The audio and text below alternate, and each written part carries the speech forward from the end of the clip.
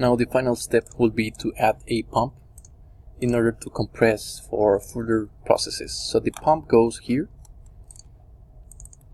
the inlet will be the bottoms, the outlet you can say to another plant, so let's say to plant, and this will be pump workload. Let's call this the pump. And this is mostly stated. You can add a pressure. We are going to assume this adiabatic efficiency, and I think the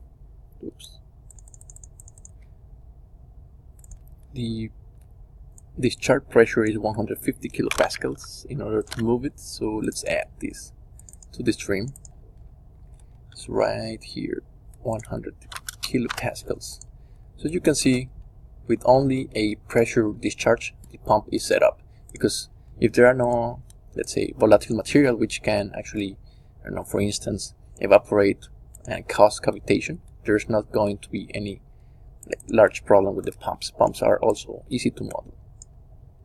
So we are done with the simulation. It's time to analyze our streams right here.